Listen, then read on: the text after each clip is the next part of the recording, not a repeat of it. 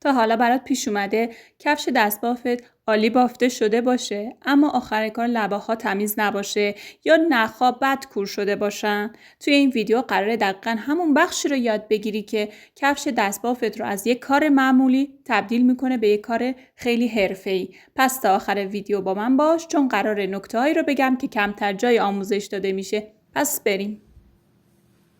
منجای عزیز، من کامل دور تا دور بست رو زدم. بست و وقتی که میزنید نباید دستتون خیلی سفت بگیرین، حالت عادی بگیرین که کفشتون خوش فرم در بیاد. و اینکه الان میتونید اینجا نخمون رو کور کنیم و کارمون رو تموم کنیم، ولی برای زیبایی بیشتر کار بهتره که این قسمت رو ما یه حاشیه بندازیم. حاشیه انداختن به چه شکل هستش؟ ببینید،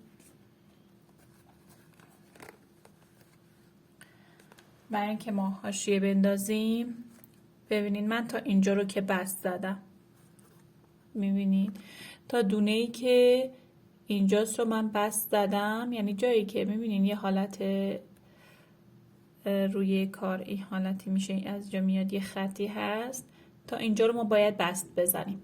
بعد از اون میخوایم این تیکش رو حاشیه بزنیم. برای اینکه حاشیه بزنیم ببینید میارم نزدیک، بست که میزنیم میبینید دو ردیف گندمی داریم، یکی این حالتی هست یکی هم روی اون. ما به گندمیای این زیر کاری نداریم، فقط با گندمیایی که این رو هست کار داریم. حاشیه هم به این صورت هستش. ببینید من از این دونه شروع میکنم،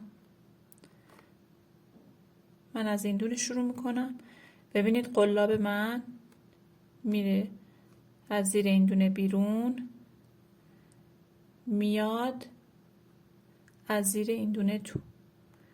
ببینید به این شکل نخ رو میگیرم بیرون میکشم و بعد از دو حلقه عبور میدم. خب الان ببینید این دونه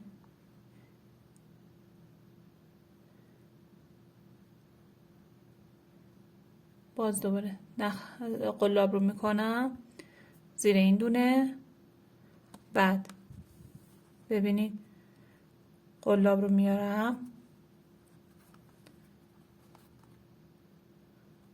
زیر این دونه به این شکل، نخ رو میگیرم و عبور میدم ازش.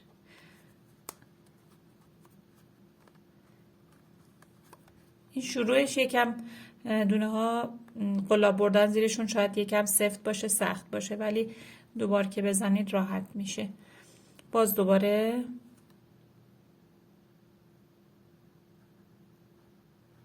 ببینید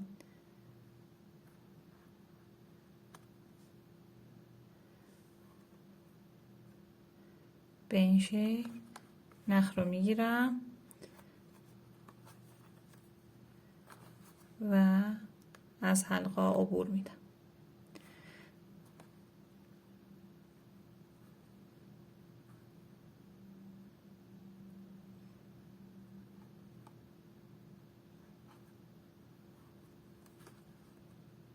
ببینید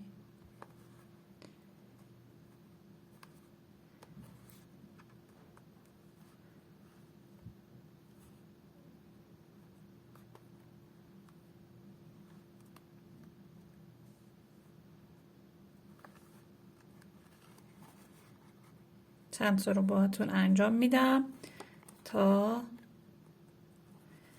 اشکالی براتون پیش نیاد. میبینید یه حالت حاشیه داره میفته، این خیلی کارو قشنگ میکنه. باز دوباره ببینید دونه ای که پای قبلی داخلش هست، درسته؟ ببین و بعد زیر دونه جدید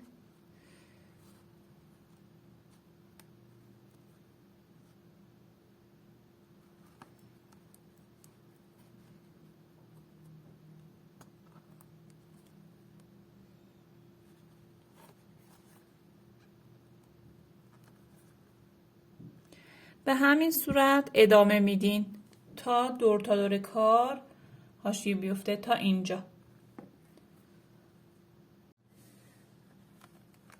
خب تا اینجا رو من حاشیه زدم. ببینید یه دونه دیگه هم میزنم.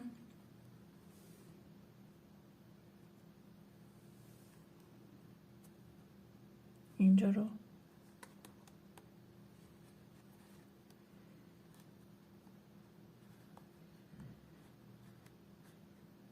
ببینید بس.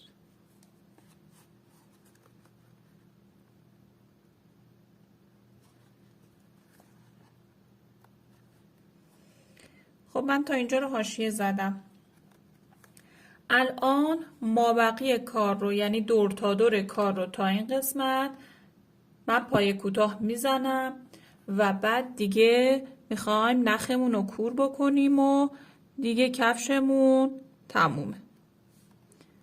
پس من این دونه ها رو ببینید، دانه های داخل رو گفتم کارش نداریم، فقط دانه هایی که بیرون هستش، اون گندمی هایی که بیرون هستش رو من میگیرم پای کوتاه میزنم تا برسم. ببینید این بهش ببینید تا برسم به این قسمت. حالا چند تا رو با هم میریم.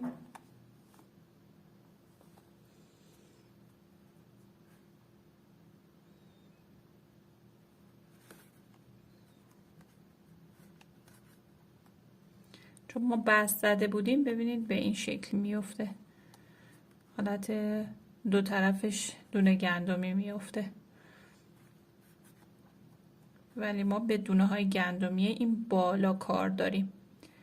یعنی ما برای هر پای کوتاهی که میخوایم بگیریم این گندمی های بالا رو میگیریم، نخ رو ازش رد میکنیم، بعد نخ رو میگیریم و از دو حلقه عبور میدیم به این صورت.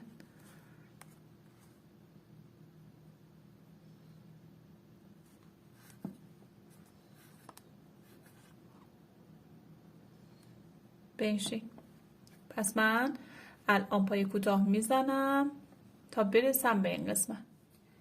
دوستان پای کوتاه رو زدم تا رسیدم به این قسمت. الان میخوام دونه آخر رو نشونتون بدم.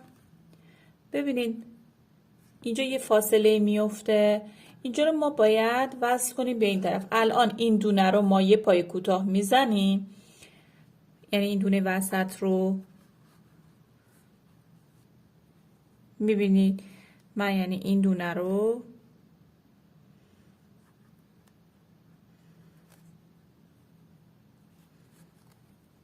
من قشنگ نشونتون بدم از نزدیک. منظور من از این دونه وسط اینه. خب اینجا رو من یه پای کوتاه میزنم، ببینید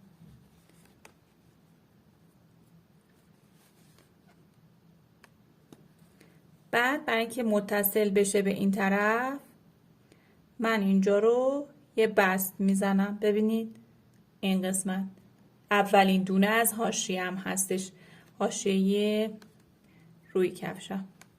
ببینید من اینجا رو یه بست میزنم بیرون دونه من به این صورت. دونه من کوچیکه. خب ببینید الان متصل شد، ببینید دیگه فاصله نداره.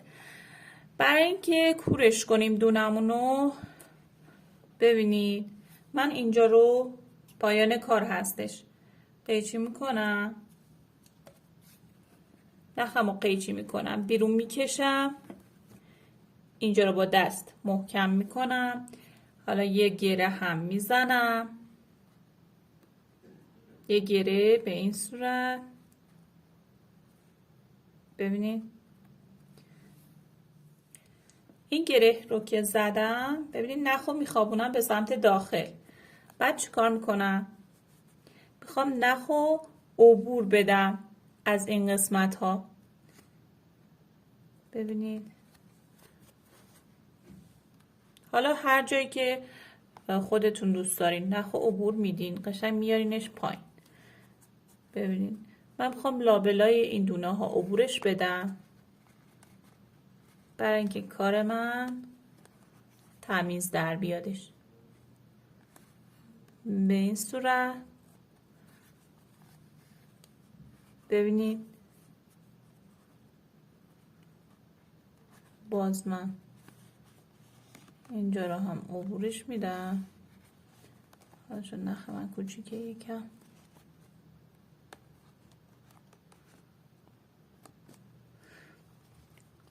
یه چند تا خونه شما عبور بدین. بعد از اون نخ و قیچی کنین، کوچیکترش کنین، سر نخ رو میسوزونیم ببینید و بعد ببینید با دست میکشم روش، قشنگ نخه دیگه میچسبه. کار گیوه ما تموم شد. امیدوارم که تونسته باشین از این آموزش استفاده کافی رو ببرید. الان شما دیگه میتونین روی گیوه‌تون کار دست رو، حالا اگه گلدوزی هستش، اگه منجق دوزی هستش، مروارید دوزی و حتی نمیدونم از جنس خود نخ گیوه دوزیمون میتونین پاپیون گل چیز درست کنین، قلاب بافی بکنین، روش قرار بدین، هر چی دوست دارین. بالاخره اگه دوست دارین ست بشه با لباستون، حتی بچه‌ها بودن خلاقیت زیاد داشتن، دکمه های مثلا مانتو که با پارچه کار می شده اونا رو اومده بودن کوچیک بزرگ زده بودن روی گیوه، اونم کار قشنگی بود چون دوست داشتن ست بشه با لباسشون. و بالاخره هر کار دستی که خودتون دوست دارید میتونین روی گیوه‌تون انجام بدین. طریقه گذاشتن کفی رو هم توی پارت بعدی بهتون میگم. حالا که حاشیه لبه کفش و کور کردن نخ رو اصولی یاد گرفتی، تو پارت بعدی قراره بریم سراغ کف سازی و یه گلدوزی کاملا حرفه‌ای برای روی کفش. اگه دوست داری همه مراحل آموزش کامل کفش دستباف یاس رو از 0 تا 100 یاد بگیری، حتما کانال استودیو بافت یاس رو سابسکرایب کن و زنگوله رو بزن تا هیچ پارت جدیدی رو از دست ندی. اگر این ویدیو برات مفید بود، لایک و کامنت هم یادت نره.